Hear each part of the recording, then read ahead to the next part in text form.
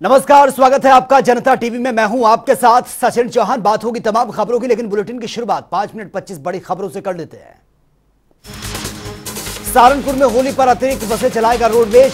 यात्रियों की सुविधा के लिए किया गया है फैसला। मुख्य मार्गों के लिए अतिरिक्त बसों की व्यवस्था। मुजफ्फरनगर में गुडविल सोसाइटी ने लगाई है पुष्प प्रदर्शनी। स्थानीय एसपी पब्लिक स्कूल के जूनियर विंग कैंपस में प्रदर्शनी का आयोजन। रामनगर के कॉर्बेट पार्क में पिछले 5 सालों में 15 बाघों की मौत की खबर। आपसी संघर्ष की प्राकृतिक कारणों से बाघों की मौत हुई। अंबेडकर नगर के नगर पंचायत इल्फातगंज में पहुंचे हैं डीएम। नगर क्षेत्र का भ्रमण और बैठक करके दिए हैं दिशा निर्देश। ललितपुर में मिड डे मील के दूध में बच्चों के स्वास्थ्य से खिलवाड़। डीएम ने निरीक्षण के दौरान दूध में खामी पाए जाने पर भरवाया था दूध का सैंपल। अध्यापक प्रधान अध्यापक को किया गया निलंबित। कन्नौज में संदिग्ध परिस्थितियों में युवक का पेड़ पर लटका मिला शव। सूचना मिलते ही पुलिस मौके पर पहुंची, शव को कब्जे में लेकर जांच पड़ताल में की। सहारनपुर में नेशनल जूडो चैंपियनशिप में गोल्ड मेडल जीतकर लौटी शगुन कश्यप का हुआ भव्य स्वागत। वरिष्ठ नेताओं ने माला पहनाकर ढोल नगाड़ों के साथ स्वागत किया। प्रयागराज में सेरेब्रल पाल्सी से पीड़ित बच्चों ने अबीर, गुलाल और फूलों से जमकर खेली है होली। त्रिशला फाउंडेशन की तरफ से होली मिलन कार्यक्रम का आयोजन किया गया। मथुरा में ब्रिज मंडल के प्रमुख श्री द्वारिकाधीश मंदिर में होली बगीचे का किया गया भव्य आयोजन। होली की मस्ती में सराबोर नजर आए श्रद्धालु। फतेहपुर जिले की प्रतिभा का बॉलीवुड मना रहा है लोहा। दुआबा के खागा तहसील के युवक को प्रयाग संगीत समिति के प्रभाकर की मिली है उपाधि। प्रयागराज में होली पर छाया है बाबा का बुलडोजर। लोगों में खूब दिखी है बुलडोजर पिचकारी की मांग। रायबरेली के खीरो थाना क्षेत्र में जहरीली मधुमक्खी के काटने से अधेड़ की मौत की खबर। मधुमक्खियों के हमले से आधा दर्जन से ज्यादा लोग घायल हुए। मुजफ्फरनगर के प्रेमपुरी में किडजी पब्लिक स्कूल में बेबी शो का आयोजन किया गया। बच्चों ने अपने जलवे दिखाए। अलीगढ़ में 10वीं की छात्रा के साथ गैंगरेप का मामला। यूपी बोर्ड की परीक्षा देकर घर जा रही थी छात्रा। पुलिस आरोपियों के खिलाफ मुकदमा दर्ज कर जांच पड़ताल में।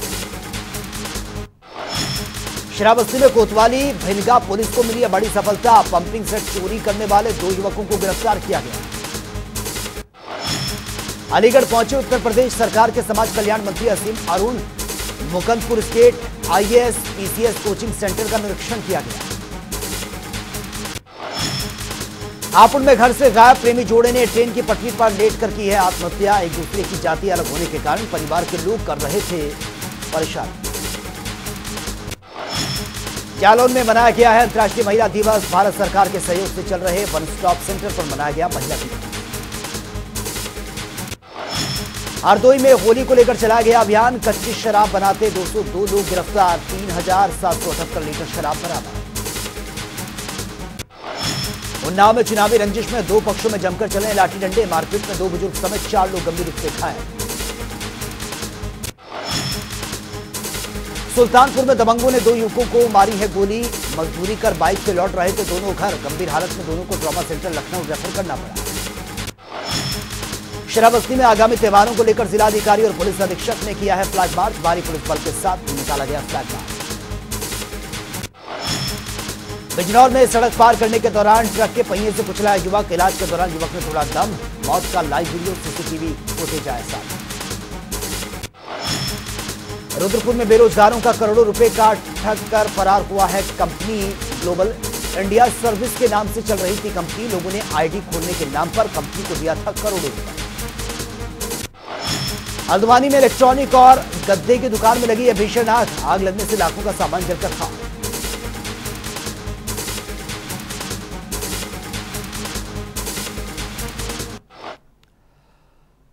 तो चलिए अब खबरें विस्तार से। केंद्रीय मंत्री रामदास अठावले ने राहुल गांधी पर निशाना साधते हुए कहा कि राहुल को भारत जोड़ो यात्रा नहीं कांग्रेस जोड़ो यात्रा निकालनी चाहिए। साथ ही अठावले ने कांग्रेस से सवाल पूछा है कि कांग्रेस ने 70 सालों में क्या किया। वहीं अठावले ने यूपी विकास को लेकर कहा कि इन्वेस्टर समिट से यूपी का विकास तेजी से होगा। सम्मेलन के लिए आया हूँ और पूरे 75 जिलों में से कई जिलों के प्रमुख कार्यकर्ता इस सम्मेलन में आ रहे हैं आज मैं इस मेरी पार्टी के प्रोग्राम के लिए आया था, लेकिन उसके पहले मैंने मेरी पार्टी जो डिपार्टमेंट के अधिकारी उनके साथ भी मेरी बातचीत हुई और उन्होंने मुझे जानकारी दी कि यहाँ जो हमारी मंत्रालय की स्कॉलरशिप की स्कीम है उसमें देश भर में कम से कम हम प्री मैट्रिक और पोस्ट मैट्रिक स्कॉलरशिप 60 लाख से ज़्यादा स्टूडेंट को स्कॉलरशिप दे देते हैं। और यहाँ मतलब उत्तर प्रदेश में कम से कम 12,26,000 इतने स्टूडेंट को स्कॉलरशिप हम देते हैं। यहाँ मतलब आश्रम स्कूल की भी स्कीम है और यहाँ 94 आश्रम स्कूल स्टेट गवर्नमेंट के बजट में चलते हैं। और यहाँ शादी सामूहिक शादी के लिए शेड्यूल कास्ट के लिए 51,000 रुपये एक कपल को दिया जाता है और लास्ट ईयर में 56,000। और अमेठी के दौरे हत्याकांड में अखिलेश यादव मृतक के घर पहुंचे हैं और साथ ही अखिलेश ने मृतक के चाचा भतीजे को श्रद्धांजलि दी है। आपको बता दें कि 6 दिन पहले बाइक सवार बदमाशों ने गोली मारकर चाचा भतीजे को मौत के घाट उतार दिया था। सरकार के पास एजेंसियां हैं। इलाहाबाद में इंटेलिजेंस फेलियर थी, कानपुर देहात में इंटेलिजेंस फेलियर थी और यहाँ पर ये परिवार कोई पहली बार नहीं ये सूचना दे रहा होगा प्रशासन को। प्रशासन की जानकारी में था कि हाँ हो सकता है वहां पर कोई घटना घट जाए, लेकिन उसके बाद भी घटना घटी। लोग ये कहें चुनावी रंजिश थी, लोग ये कहें कि आपस में पहले से झगड़ा था। अगर ये बात प्रशासन की जानकारी में था तो फिर जान कैसे चली गई? सुरक्षा की जिम्मेदारी सरकार की है। आज हमारी मांग है कि इस परिवार की सुरक्षा के लिए जो जो आश्वासन सरकार ने दिए, अधिकारियों ने दिए, पूरा करें। जिस तरीके से जान जाने पर सरकार मदद करती है, सरकार भेदभाव न करे। जिस समय मैं कानपुर देहात गया था, बलवंत सिंह की पुलिस कस्टडी में डेथ हुई, उसमें मैंने 1 करोड़ मांग की थी कि परिवार को 1 करोड़ की मदद हो। मैं इस परिवार के लिए भी 2 सदस्य की जान गई है, अलग अलग परिवार हैं, 1-1 करोड़ सरकार मदद करे। इनके परिवार में जो लोग हैं उनको सरकारी नौकरी दें, सुरक्षा का इंतजाम सरकार करे, ये सरकार की जिम्मेदारी। और वहीं सीएम योगी ने राज्यपाल आनंदीबेन पटेल से शिष्टाचार मुलाकात की है और विकास को लेकर चर्चा की है। साथ ही सीएम योगी ने राज्य के हालात से राज्यपाल को अवगत भी करवाया है। साथ ही सीएम योगी ने राज्यपाल को राम राज्य नामक पुस्तक भेंट भी की है। और वहीं लखनऊ के बख्शी का तालाब अर्जुनपुर पीडब्ल्यूडी गेस्ट हाउस में राज्य मंत्री कौशल किशोर ने जनसुनवाई इस पर की है और राज्य मंत्री कौशल किशोर ने बिजली की समस्या को लेकर कुल 35 शिकायतें सुनी, जिसमें से इंटोजा एसडीओ को तुरंत आदेश दिए गए हैं, जिसको लेकर प्रशासन ने तुरंत बिजली का बिल भी सही करवाया है। बिजली की कई एक समस्याएं आई थी, इसमें कुछ बिजली चोरी के मैटर थे और बिजली का बिल बढ़ करके आया था। बहुत सी शिकायतें ग्रामीण क्षेत्र में बिजली के जो कंज्यूमर हैं उनकी आई थी। उसमें आज एक्शन साहब को, एसडीओ साहब को यहाँ बुलाया गया और उनके साथ जो उपभोक्ता है उनके साथ और पीड़ित लोगों के साथ बातचीत हुई है। अब ये जिन लोगों के बिजली के बिल बढ़ कर के आए हैं, नए सिरे से उस पर उसकी जांच करेंगे और जो वाजिब संशोधन है वो संशोधन करके बिजली का बिल उनको ठीक करके दिया जाएगा। कम बढ़ा के दिया होगा तो कम करके देने का काम किया जाएगा। कुछ लोगों के बिजली के कनेक्शन लगने हैं तो एक नियम है कि 35 रुपये स्क्वायर फीट के हिसाब से उनका पैसा जमा करना पड़ता है। जो नियम है उस नियम को पूरा करके उन कॉलोनियों में भी बिजली का कनेक्शन देने का काम किया जाएगा। ऐसा बैठ करके लोगों के बीच में एक सहमति बन गई है और ये बिजली उपभोक्ता जो है जिन भी समस्याओं से पीड़ित थे उनकी समस्याओं का निदान कराया जाए। और वहीं अयोध्या में राम मंदिर का निर्माण कार्य काफी तेज गति से चल रहा है। हर वर्ग के लोग इस मंदिर के निर्माण को लेकर काफी उत्साहित हैं। करीब 5 शताब्दी के बाद अयोध्या में राम मंदिर के फिर से आकार लेते देखने के लिए हर वर्ग इससे काफी एक्साइटेड नजर आ रहा है। साधु संतों में भी भगवान श्री राम की जन्मभूमि पर हो रहे राम मंदिर निर्माण को लेकर एक अलग ही उत्साह देखने को मिल रहा है। राम मंदिर निर्माण का जायजा लेने 150 साधु आज राम जन्मभूमि पहुंचे हैं। 70 एकड़ में हो रहे निर्माण का जायजा लिया और इस दौरान उन्होंने जय श्री राम के नारे भी लगाए। उनके चेहरे पर झलकती खुशी का भाव मंदिर निर्माण की प्रगति को साफ प्रदर्शित करता नजर आया। और वहीं वैसे तो हर दिन महिलाओं का है, मानव जीवन का अस्तित्व ही नारी के बिना अधूरा है। हर साल यानी कि 8 मार्च को अंतर्राष्ट्रीय महिला दिवस मनाया जाता है, लेकिन 8 मार्च को छुट्टी होने के कारण आज महिला दिवस सेलिब्रेट किया गया है। यह दिन महिलाओं से जुड़े मुद्दों को समर्पित है। वहीं आज यूपी में अलग अलग जगह महिला दिवस का कार्यक्रम आयोजन किया गया था। तस्वीरें आपके सामने हैं। आगरा, बदायूं, जालौन, मुजफ्फरनगर में यह कार्यक्रम का आयोजन किया गया था। और वहीं शाहजहांपुर में होली का पर्व बेहद ही संवेदनशील ये माना जाता है, क्योंकि यहां पर होली पर लाट साहब का जुलूस निकाला जाता है और जिसमें एक व्यक्ति को लाट साहब बनाकर भैंसा गाड़ी पर बैठाया जाता है और उसे जूते और झाड़ू से पीटा जाता है और पूरे शहर में घुमाया भी जाता है। और वैसे यहां होली पर 2 जुलूस यहां पर निकाले जाते हैं, एक छोटे लाट साहब का और एक बड़े लाट साहब का। और आपको बता दें कि कोतवाली क्षेत्र के फूलमती मंदिर से यह शुरू होता है और करीब 8 किलोमीटर तक यह जुलूस इसी तरीके से निकाला जाता है। कोई अप्रिय घटना ना हो, इसको लेकर पुलिस की तरफ से फ्लैग मार्च भी निकाला जाता है।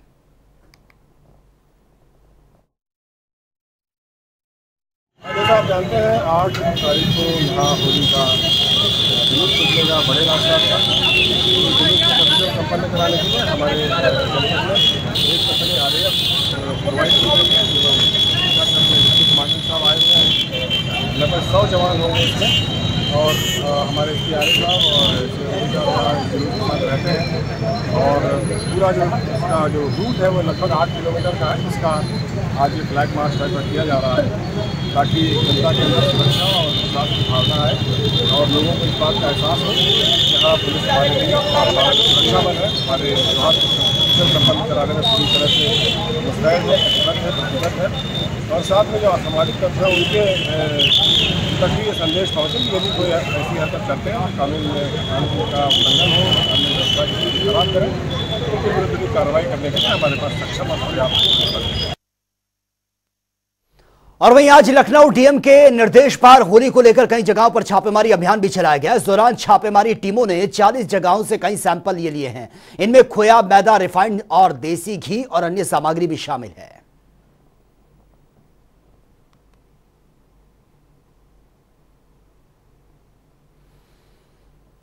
और खबर एटा से है, जहां पर मेडिकल कॉलेज में डॉक्टरों ने एक ही सिरिंज से कई मरीजों को इंजेक्शन लगाए हैं। इस मेडिकल कॉलेज में एक बच्चे की भी जांच रिपोर्ट HIV पॉजिटिव आई थी और इस खबर को जनता टीवी ने प्रमुखता से दिखाया था, जिसके चलते मामला डिप्टी सीएम ब्रजेश पाठक के संज्ञान में आया। वहीं डिप्टी सीएम ने मामले को बहुत गंभीरता से लिया है और मामले में जांच कर मेडिकल कॉलेज के प्राचार्य को जल्द ही रिपोर्ट देने के निर्देश दिए हैं। साथ ही कहा कि रिपोर्ट के आधार पर किसी भी डॉक्टर्स के दोषी पाए जाने पर उसके विरुद्ध कठोर कार्रवाई की जाएगी।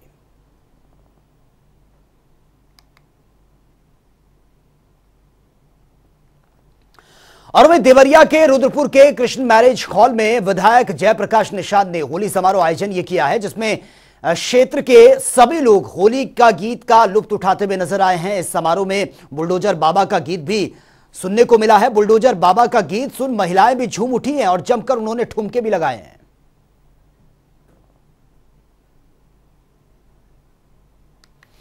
और वहीं आज मुख्यमंत्री पुष्कर सिंह धामी खटीमा पहुंचे हैं, जहां पर वे अपने निजी आवास में हो रहे होली मिलन कार्यक्रम में शामिल हुए। इस दौरान होली मिलन कार्यक्रम में मुख्यमंत्री धामी की मां विशा देवी भी उन्होंने भी शिरकत की है और उन्होंने आशीर्वाद भी उनका लिया है और खूब हर्षोल्लास के साथ मौके पर मौजूद लोगों ने होली भी मिलकर खेली है।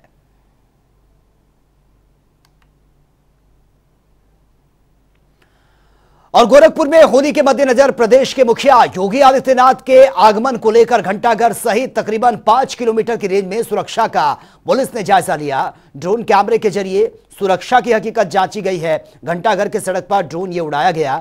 वहीं पुलिस प्रशासन एक घरों की निगरानी यहां पर की गई है। एक एक घर को चेक किया गया। इस दौरान सीसीटीवी कैमरे के जरिए छतों के ऊपर रखे गए ईंट को देखकर उसे हटाने के तत्काल अधिकारियों को निर्देश दिए गए हैं।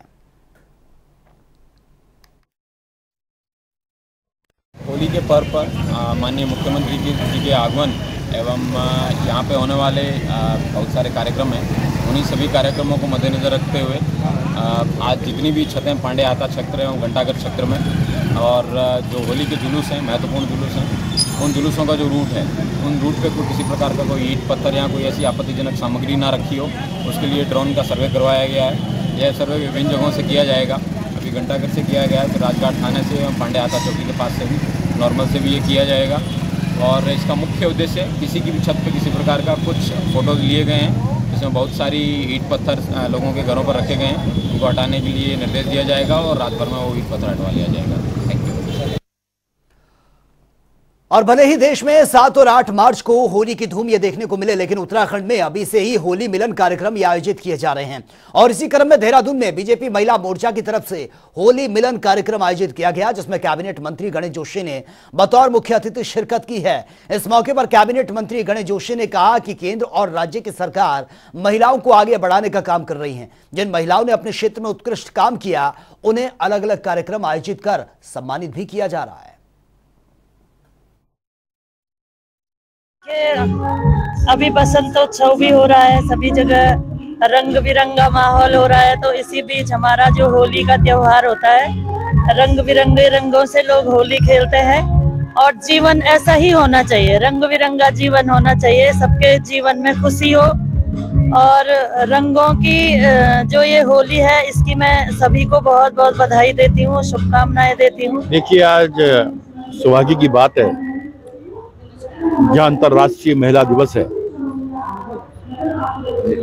और भारतीय जनता पार्टी इस संस्कृति को लेकर काम करती है कि यत् नारी पूजन्ते यमत्री तत्व देवता, जहाँ पर स्त्री की पूजा होती है वहाँ पर देवताओं का वास होता है। और आज हमारे दो मंडलों द्वारा यहाँ पर महिला सम्मान समारोह यहाँ पर आयोजित किया गया है। अपने अपने क्षेत्र में अग्रणी काम करने वाली मातृशक्ति को सम्मानित किया जाएगा। वहीं फूलों का त्योहार, रंगों का त्योहार, खुशियों का त्योहार होली भी है। और वहीं प्रदेश सरकार की मंशा के अनुरूप ही ब्रज की होली में आम नागरिकों को सुरक्षा मुहैया कराने को लेकर एसएसपी की अगुवाई में आज शहर के व्यवस्थम बाजार में भारी पुलिस फोर्स के साथ फ्लैग मार्च किया गया है, ताकि जनता के अंदर पुलिस की सुरक्षा को लेकर विश्वास कायम रहे, ताकि वो जनता से जुड़ी रहे और आगामी त्योहारों को लेकर पुलिस सजग रहे।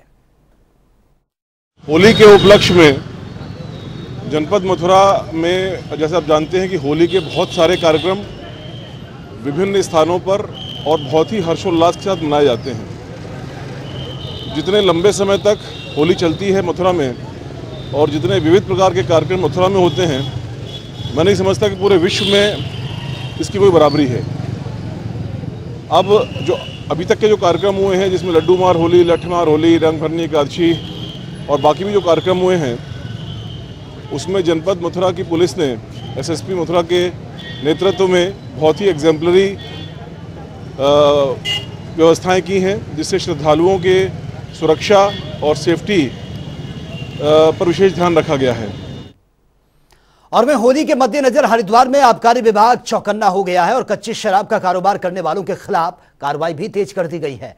आबकारी विभाग की टीमें पथरी और लक्सर क्षेत्र के जंगलों में रोजाना छापेमारी कर हजारों लीटर लहन और कच्ची शराब बनाने का सामान को नष्ट कर रही है। इसके साथ ही आबकारी अधिकारी प्रभाशंकर मिश्रा भी शराब की दुकान पर ओवर रेटिंग की जांच करने के लिए निरीक्षण कर रहे हैं। और रामनगर में 28 से 30 मार्च तक होने वाली G20 की बैठक को लेकर प्रदेश सरकार और अधिकारियों ने तैयारियां शुरू कर दी हैं। उत्तराखंड में G20 की बैठक काफी अहम है और उत्तराखंड के लिए यह गौरव की बात है। और इसी क्रम में सिंचाई विभाग के मुख्य अभियंता संजय शुक्ला रामनगर पहुंचे हैं। उन्होंने कोसी बैराज क्षेत्र का निरीक्षण किया। सिंचाई विभाग के अधिशासी अभियंता तरुण बंसल ने यह बताया कि मुख्य अभियंता की तरफ से दिए गए निर्देशों के बाद कोसी बैराज क्षेत्र में रंग पेंट्स के अलावा मरम्मत का काम भी शुरू कर दिया गया है। सबसे पहले मैं आप लोगों को ये भी बताना चाहूँगा, बड़े फख्र का विषय है कि यहाँ पर G20 जैसा सम्मेलन हमारे इस शहर में रामनगर में हो रहा है। इसमें तैयारी के संबंध में ऊपर से भी निर्देश में प्राप्त हो चुके हैं और इसमें अविलंब इसमें कार्य किया जाना है। मुख्यतः सौंदर्यीकरण का है। जो बैराज है काफ़ी पुराने लंबे समय से इसमें पेंटिंग इत्यादि नहीं हुई है, उससे संबंधित कार्य हो रहे हैं और साथ ही साथ इसमें जो सेफ्टी के कुछ नॉर्म्स हैं उसको हम पूरा कर रहे हैं। Thank you. मुख्यतः सौंदर्यीकरण से रिलेटेड वर्क होने हैं जिससे एक प्रोजेक्शन अच्छा जाए और विभाग भी हमारा अच्छा कार्य कर रहा है, ऐसा मैसेज भी जाए। देखिए, जो कलर है अभी किया जा रहा है वो अच्छा है और अभी ये देखना होता है जो आयोजन हो रहा है, आयोजन के दृष्टिकोण से चीज़ें हम देख रहे हैं तो उसमें ये बेस्ट रहे और उसमें इसका योगदान। और वही मुख्यमंत्री योगी आदित्यनाथ ने वीडियो कॉन्फ्रेंसिंग के जरिए हरदोई के संडीला औद्योगिक क्षेत्र में 37 एकड़ के क्षेत्र में बर्जर ग्रुप के एशिया के सबसे बड़े बहुउत्पाद पेंट फैक्ट्री का उद्घाटन किया है। इस फैक्ट्री से राज्य में युवाओं को रोजगार मिलेगा। सीएम योगी ने कहा है कि पहले निवेश का मतलब है एनसीआर का क्षेत्र जो माना जाता था, उसके अलावा अन्य कोई स्थान नहीं था, लेकिन ग्लोबल इन्वेस्टर समिट ने इस मिथक को तोड़ दिया है। लगभग 35 लाख करोड़ के प्रस्ताव प्रदेश को मिले हैं और यह प्रदेश को देश में बेहतरीन निवेश गंतव्य स्थल के रूप में रखता है। बर्जर पेंट ने प्रदेश के अंदर अपने सबसे बड़े निवेश के माध्यम से एक बहुत कम समय में, यानी 2020 का उस समय था जब कोरोना ने पूरी दुनिया को अपनी चपेट में लिया था। 2021 का समय भी आया था जब सेकेंड वेव के दौरान पूरी व्यवस्था अस्त व्यस्त सी हो गई थी और उसके तत्काल बाद फिर ऐसा लगता था कि आगे पता नहीं क्या होगा। लेकिन उन सब चुनौतियों का सामना करते हुए रिकॉर्ड समय में, यानी मात्र 30 माह के समय में इतने बड़े निवेश को जमीनी धरातल पर उतारना है। और वहीं आईआरसीटीसी की एक तरफ जहां देश विदेश के विभिन्न पर्यटक स्थलों के भ्रमण के लिए टूर पैकेज का संचालन कर रहा है, तो वहीं दूसरी तरफ सिख धर्म के अनुयायियों और उत्तर प्रदेश के लोगों के लिए पंचतख्त की यात्रा का टूर पैकेज शुरू करने जा रहा है। और आपको बता दें कि गुरु कृपा टूरिस्ट ट्रेन से 5 से 15 अप्रैल तक 10 ये ट्रेनें चलेंगी और यहां पर ये ट्रेन 11 दिनों के लिए पंचतख्त की यात्रा आयोजित कर रही हैं। और खास बात यह है कि इस यात्रा के लिए उत्तर प्रदेश की राजधानी लखनऊ, सीतापुर, पीलीभीत, शाहजहांपुर, बरेली, रामपुर और मुरादाबाद स्टेशन पर इस स्पेशल ट्रेन में चढ़ने उतरने की व्यवस्था भी की गई है। हमारे साथ आईआरसीटीसी के chief regional manager Ajit Sinha ji हैं, जो अभी जल्द ही जो है गुरु कृपा यात्रा शुरू करने जा रहे हैं। लखनऊ से इस तरह की पहली यात्रा है कि जो सिख संप्रदाय के सारे जो है गुरुद्वारा कवर करेगी और इस मामले में उनसे जानना चाहेंगे कि ये कब शुरू होगी और क्या क्या सुविधा मिलेगी। देखिए, इस यात्रा की शुरुआत अप्रैल 5 को हो रही है और अप्रैल 5 को सायंकाल में ये गाड़ी लखनऊ से रवाना होगी। इसमें उतरने चढ़ने की सुविधा जो है वो यहाँ से गाड़ी चल के सीतापुर में रुकेगी, सीतापुर से शाहजहांपुर, शाहजहांपुर से पीलीभीत, फिर बरेली, उसके बाद रामपुर और मुरादाबाद। इन स्थलों पे, इन स्टेशनों पे इसमें उतरने चढ़ने की सुविधा है। और ये गुरु कृपा साहिब इस हिसाब से इसकी आइटनरी प्लान की गई है कि जितने महत्वपूर्ण गुरुद्वारे हैं वो 10 रात्रि 11 दिनों की इस यात्रा में कवर किए जा सकें। और जैसे कि जब ट्रेन आगे बढ़ेगी तो पहला पड़ाव इसका आनंदपुर साहिब में होगा और वहाँ के जितने आसपास के महत्वपूर्ण गुरुद्वारे हैं, अमृतसर स्वर्ण मंदिर तक, वो सारे कवर किए जाएंगे। और यहाँ से ये गाड़ी फिर चलेगी नांदेड़ और बिदर के लिए। और बिदर में जैसा कि आपको पता है, जीरा साहिब जो गुरु नानक देव जी का गुरुद्वारा है वो काफ़ी महत्वपूर्ण है और वहाँ पे लोग जाते हैं, बड़ी संख्या में लोग जाते हैं। तो इस ट्रेन के माध्यम से उनको जाने का मौका मिलेगा। वहाँ से ये गाड़ी पटना साहिब के लिए चलेगी और बैसाखी के अवसर पर ये सारे यात्री इस गाड़ी के माध्यम से पटना साहिब में रहेंगे और वहाँ से फिर ये यात्रा वापस लखनऊ के लिए लौटेगी। तो कुल 11 दिनों 10 रात्रि 11 दिनों की इस यात्रा में 3 अलग अलग क्लासेस की सुविधा इस पूरी ट्रेन में दी गई है, जिसमें एक स्लीपर क्लास है, दूसरे 3rd AC हैं और तीसरे 2nd AC हैं। और जो उनसे जुड़ी हुई सुविधाएं बाकी जो बसों की सुविधाएं हैं जहाँ पे यात्री रात्रि विश्राम करेंगे, और जो दर्शन के लिए जाएंगे तो बसों की सुविधाएं और होटलों की सुविधाएं उन्हीं क्लास के अकॉर्डिंगली उसमें रखी गई है। और इन तीनों जो क्लासेस हैं उसमें सफ़र करने वाले यात्रियों के लिए जो शुल्क हैं वो तकरीबन स्लीपर क्लास के लिए 20,000 है, और थर्ड AC के लिए 30,000 और सेकंड AC के लिए 40,000 का किराया है। और इस किराए की अदायगी एक मुश्त भी की जा सकती है और इसको EMI के माध्यम से भी पे किया जा सकता है। और अगर आप देखें कि 3 वर्षों के लिए अगर EMI की सुविधा आप लेंगे तो तकरीबन 900 रुपये प्रति माह का आपको शुल्क देना पड़ेगा। तो ये इस तरह से IRCTC के माध्यम से ये यात्रा इस तरह से सुलभ बनाई गई है कि पूरे परिवार के साथ उत्तर प्रदेश के लोगों के लिए, न केवल सिख समुदाय के लोगों के लिए बल्कि बाकी वो सभी लोग जो विश्वास रखते हैं और गुरुद्वारों का भ्रमण करना चाहते हैं, यात्रा करना चाहते हैं और एक साथ देखना चाहते हैं इस यात्रा के माध्यम से, उनको ये एक विशेष अवसर प्रदान किया जा रहा है। Thank you. तो देख रहे अजीत सिन्हा जी। तो फिलहाल इस बुलेटिन में मेरे साथ इतना ही, लेकिन तमाम खबरों के लिए आप बने रहिए जनता टीवी के साथ। नमस्कार।